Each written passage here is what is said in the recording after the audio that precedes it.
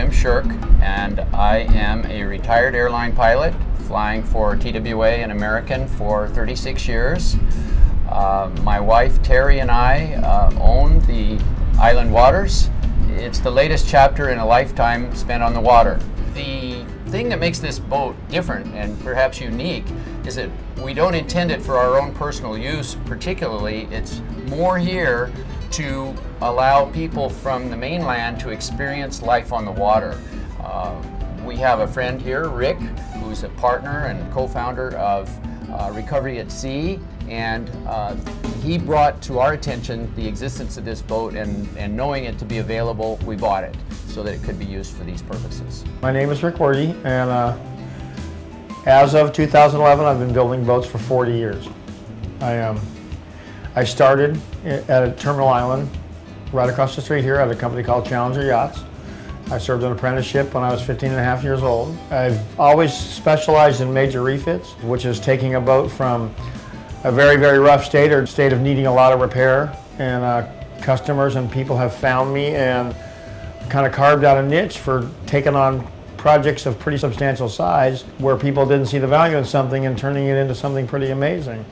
I happened to actually overhear my partner Rick talking to a friend of his about his vision for taking these people out on the water and giving them a new perspective on life. And as it turned out, he named this boat as the best boat in this whole area for doing that. So without going into all the details, 65 days later, my wife and I closed escrow on the boat. And it was our intention, and is and will be, to use this boat for public service.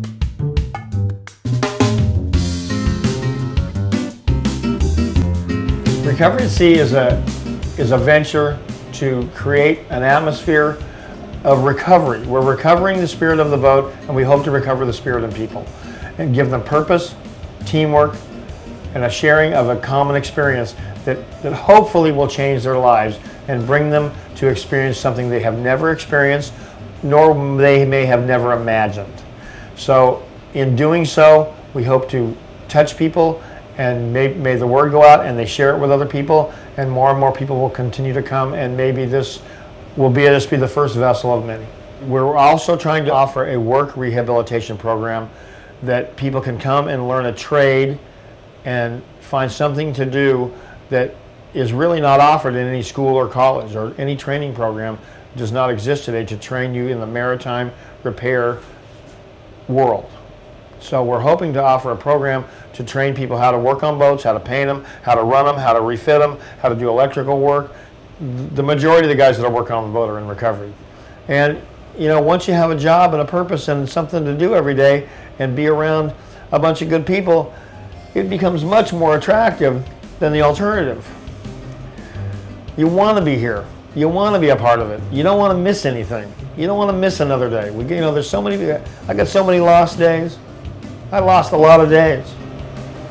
And I don't have to have any more lost days.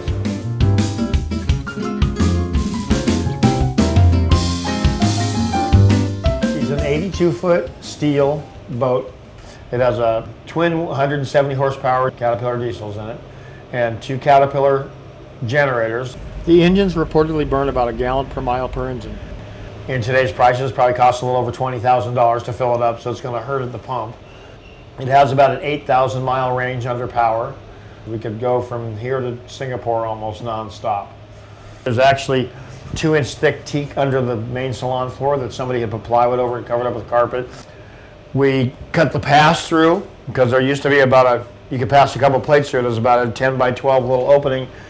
And we reflowed the floors, put new stainless steel countertops in. We've completely refinished the wheelhouse and done a pretty extensive redesign on the layout of it. We're going to be putting some new modern updated electronics in it.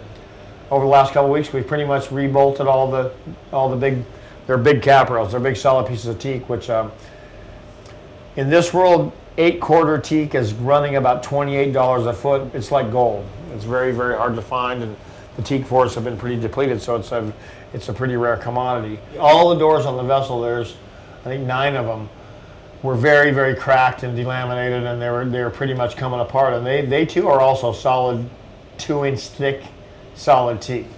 I mean, each one of those doors in today's prices probably has $3,000 or $4,000 worth of wood in it. The boat was built to very high Lloyd's of London requirements. A vessel like this is pretty much irreplaceable today.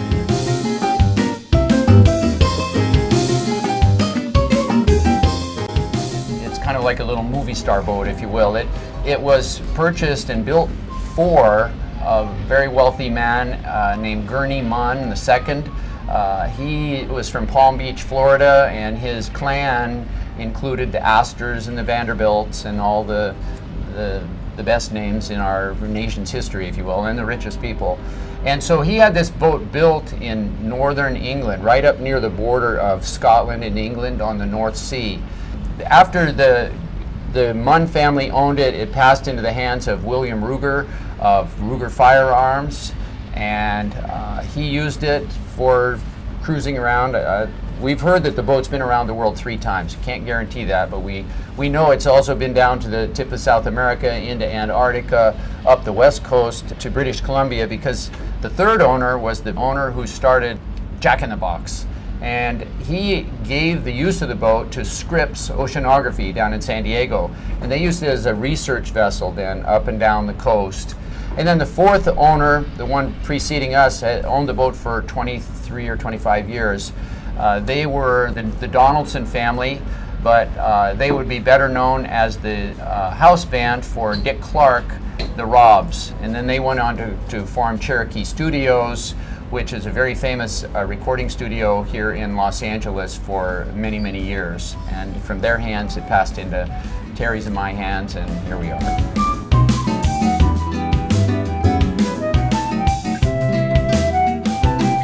It won't be just about recovery. I mean, we want to offer it up to the Boy Scouts, the Girl Scouts, to the Make-A-Wish Foundation, to, you know, kids with cerebral palsy.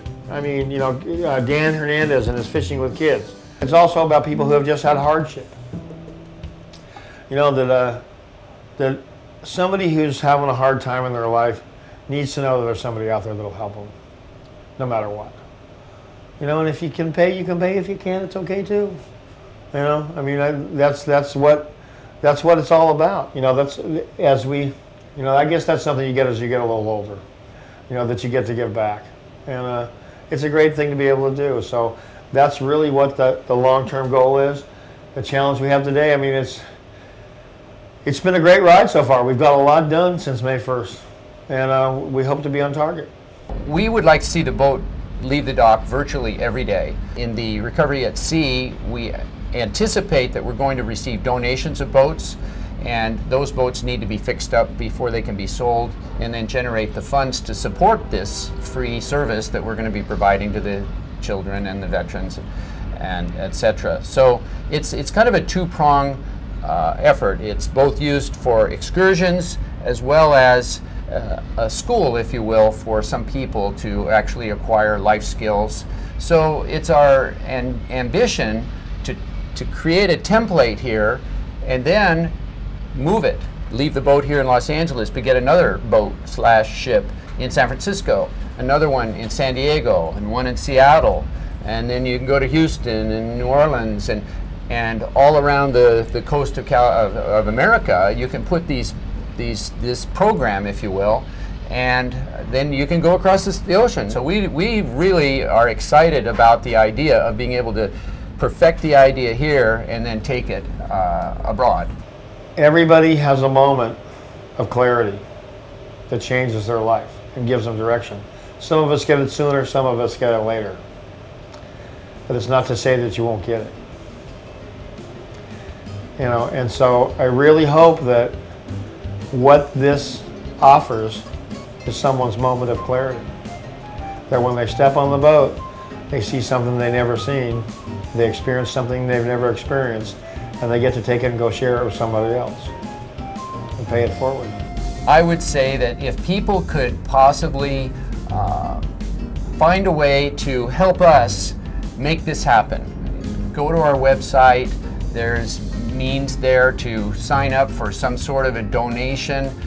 We plan to, provide recognition for people who help us, help other people.